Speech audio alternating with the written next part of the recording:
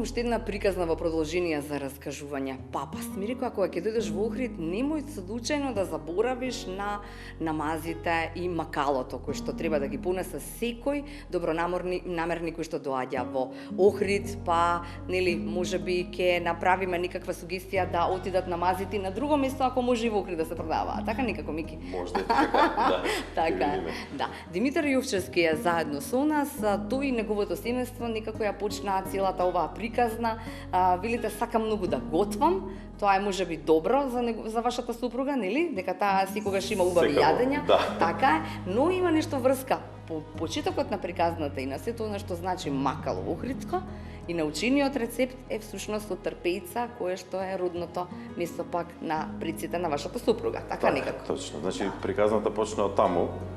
Мојата супруга од Трпејца, рибарско село во Охрид.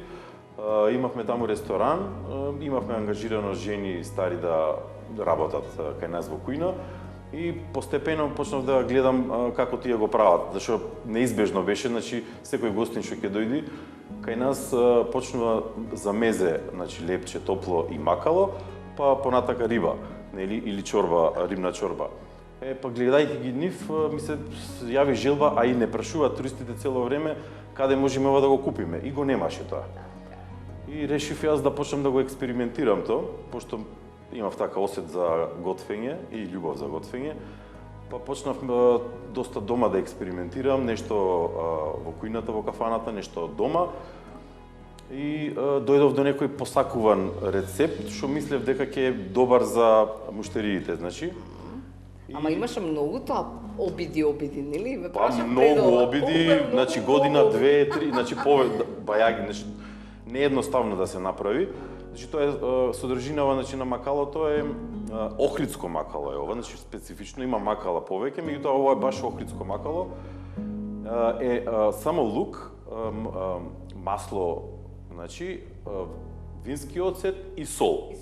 Тоа е рецептот. Тоа е рецептот, значи се толчи лукот, после се толчи, да, многу добро треба да се направи како паста и многу постепено, многу малку по малку се турива масло за да се врзи.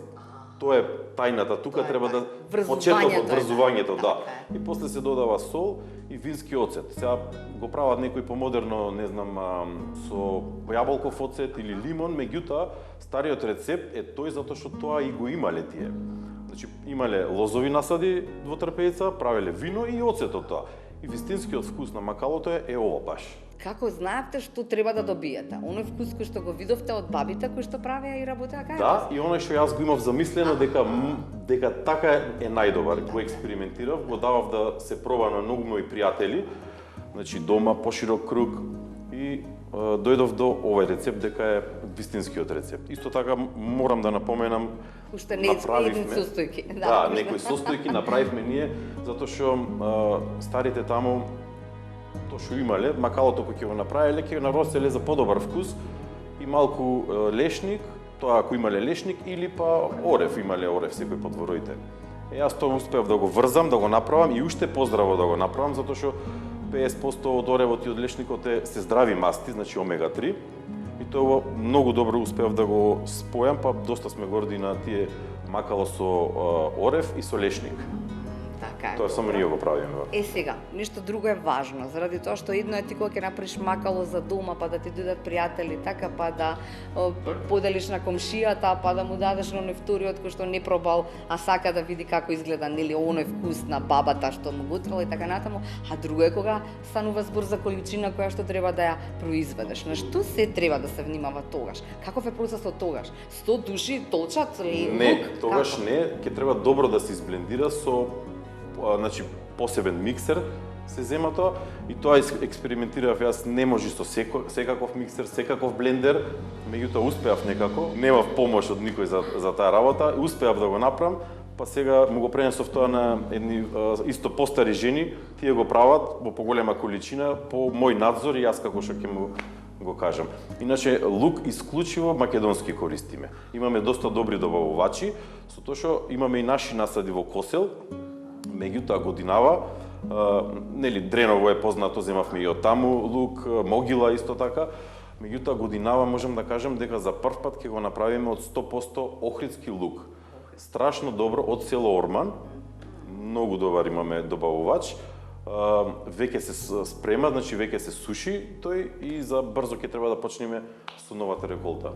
Ова е во мали пакувања, така, заради тоа што веројатно сите ние кои што сакаме нешто добро и нешто вкусно да вкусиме добро, нели, можеме да понесеме, но тие не може да понесат нешто што е така големо и што им зафаќа многу од просторот, а башка треба да ги натераме да дојдат пак, така нели? Апсолутно, да. Па затоа ние го спакувавме во мало тегличе. Значи туристите само тоа може да го понесат со нив.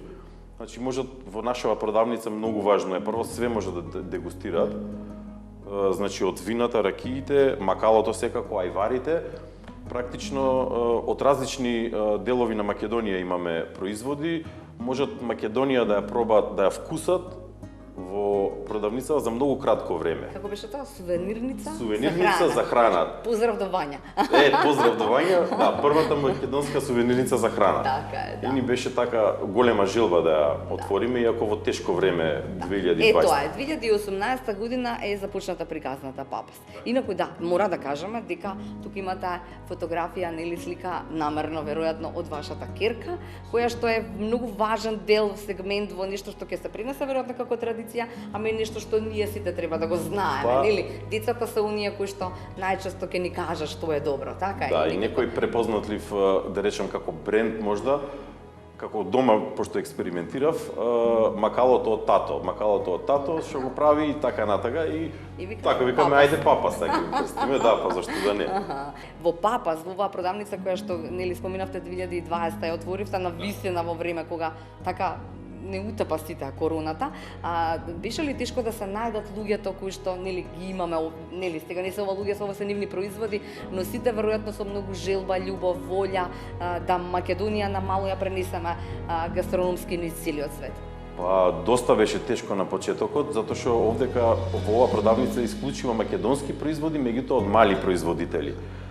Беше тешко на почетокот, меѓутоа заедно со Slow Food, морам да потенцирам, успеа тие, значи заедно сите да се регистрираат, значи да влезат во некоја рамка, за да можеме ние да ги вклучиме овдека во продавницава за да ги продаваме. Така, може да ни споминете барем дел од огромно задоволство, значи имаме мали семејни винари, Slow Wine, кои што произведуваат значи во мал капацитет.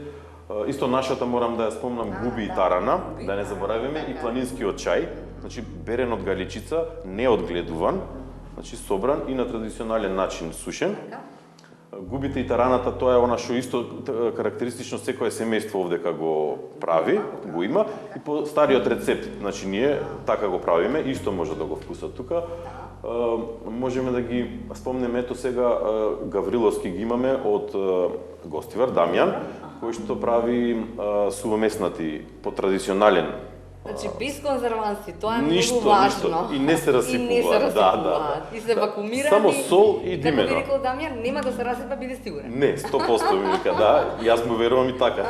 Така испадна. Имаме мед, имаме мед, мед од трнка, традиционално сладкото морам да го спомнам исто, тоа исто традиционално се правело во Охрид и тие диви смокви зелени растат покрај дивите плажи. И порано таму ги береле, значи и така натака, и сега исто таму ги берат, па тоа сладко тешко се прави малце, нели, специфично е со 7 води и така натака, го прават за нас исто сладкото од диви смокви. И за крај не кажавме нешто што е многу важно, а тоа е колку е ова некој еликсир за младоста. Така, ова апсолутно е еликсир за младоста. Да. Ке не однесе во старост млади, така некако, нели? Да, точно. Значи, ако имате било какви проблеми со, нели, тешко здравието и така натака, стварно лек е лукот секојдневно конзумирање и гарантирам од ова дека нема да ве боли, значи како стомак и да се жалите од нешто. Ако глава ве боли, може, врзано е со стомакот, тоа е. Не, да се од лош... од лоши вибрации воопшто, лекува. Да, чисти. Знаеме лукот, да. Така е, да. Добро, ви благодарам за ова искуство и да ги поканиме сите оние кои што се сега заедно со Телма Бојрум во една навистина идеална сувенирница за храна. ми ќе ви благодарам и се надам следното видување ќе биде ова уште повеќе исполнето со еден тон такви луѓе кои што нели нешто мало прават, но значајно за оваа наша Македонија. Ви благодарам што дојдовте. Се надевам дека Супер искуство. Да. Така, супер искуство и уште еднаш. Ова е можеби единственото место каде што може да си вкусите се нешто, нели да пробате и да си изберете. Изборот е ваш.